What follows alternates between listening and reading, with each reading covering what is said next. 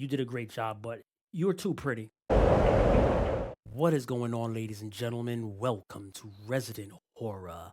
It's been a while, approximately 3 weeks, but I'm back doing what I love watching movies, playing games, and letting you know if they're worth your time. Now, before I start, if this interests you, you can go in the description and it will take you to my Amazon affiliate link where you can purchase said product if you like it upon watching this video. Today's feature is Carrie 2013. Yes, this is the remake I'm talking about, not the original, but we'll get to that.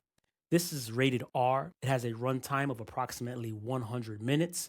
Picture quality is 4K, HDR, Dolby Vision, has an aspect ratio of 2.35.1, and sound, it has a DTS HD master audio track 5.1. The main actors in this film is Chloe Grace Moretz, who plays Carrie. Sorry if I butchered her last name. And Julianne Moore, who plays Margaret, the mother of Carrie. This film is directed by Kimberly Price. Or this is a remake of the fantastic 1976 Carrie. Cult classic. Cult classic. So, why did they remake it? Could they surpass it?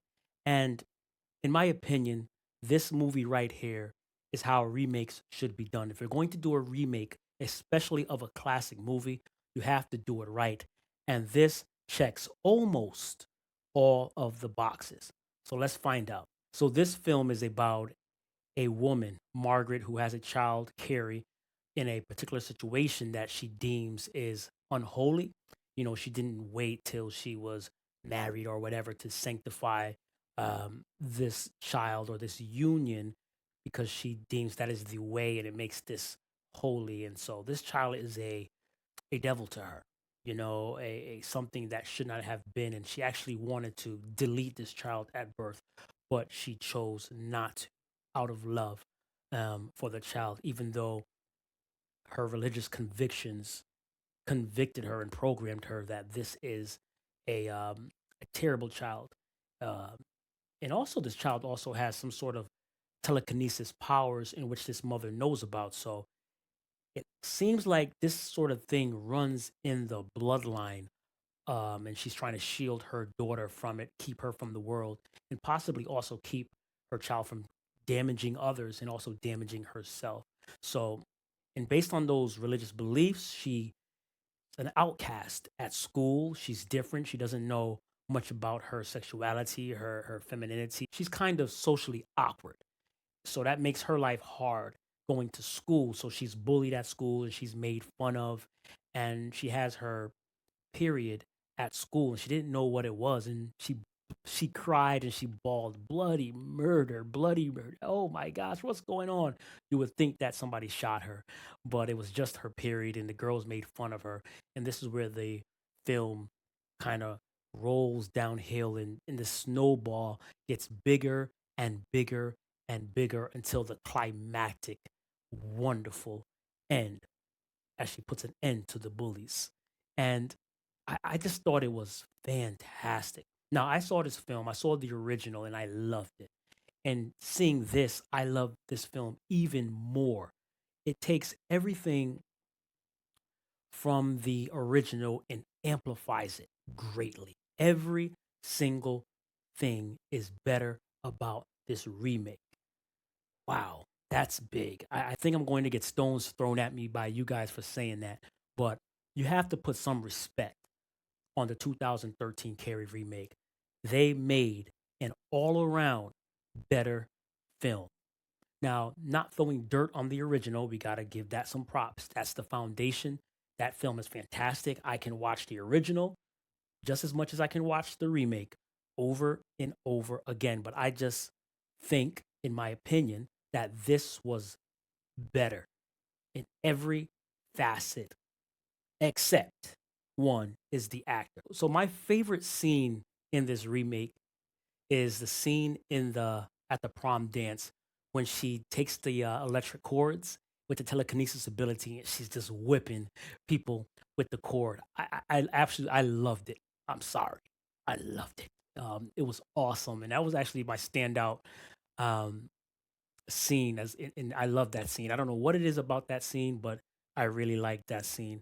So the good things about this film is the acting was actually really good from the main characters, Carrie and Margaret, Chloe and Julianne.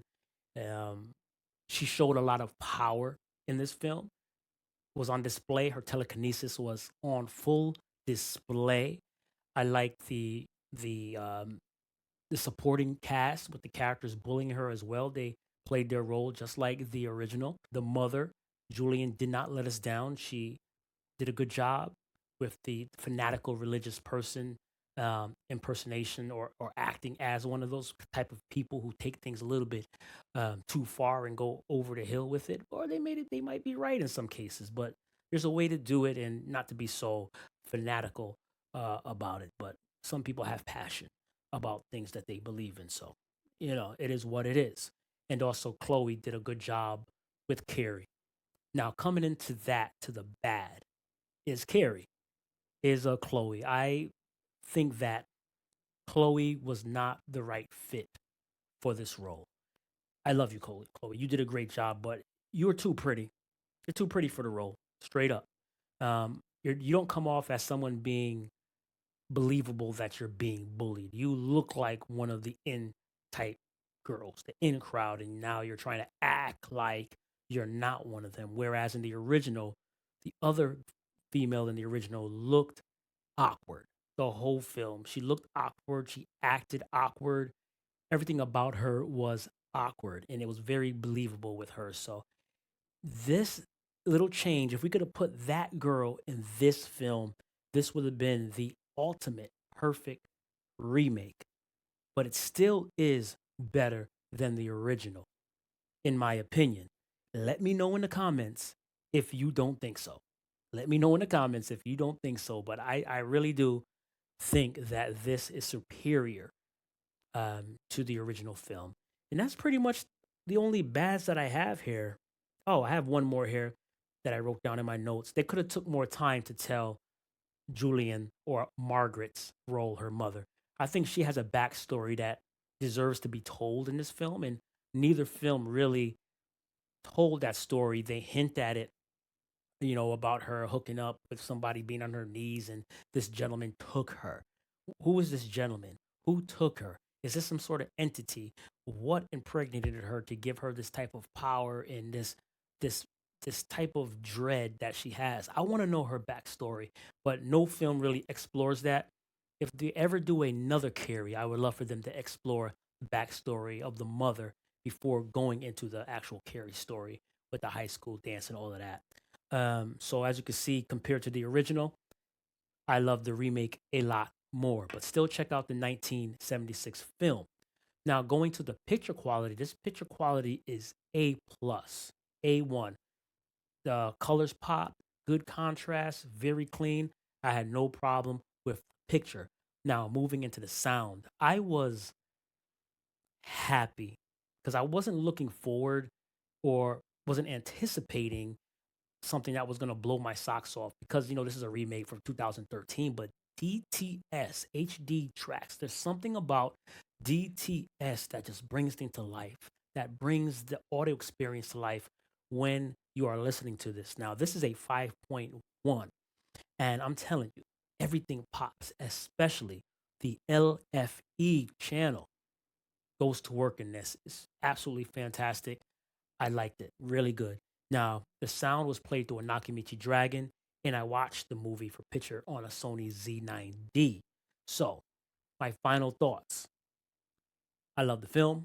I know you will too if you like the original. Don't be one of those people that, oh, nothing could ever beat the original. So even if something is better, you're like so tight that you can't give up the original film, although it's good. Original film is good. This one is better, minus the main actor that could have just been a little more awkward looking, than, this film. She was kind of like a model. So other than that, fantastic film. You should go out and pick it up. And if you feel like picking it up, don't be shy. Be sure to go down in the description. Use my Amazon affiliate link. It helps this channel out immensely so I can continue doing what I do and taking the time to bring you great movies that you should watch, or even bad movies that you should avoid, or some meh that you might give a chance that kind of straddles the line of good and bad and becomes like sort of like cult classics. So be sure to hit the subscribe button, the like button, and that notification bell so you don't miss a video. And I'll see you on the next video. You know what to do. Stay spooky. Peace.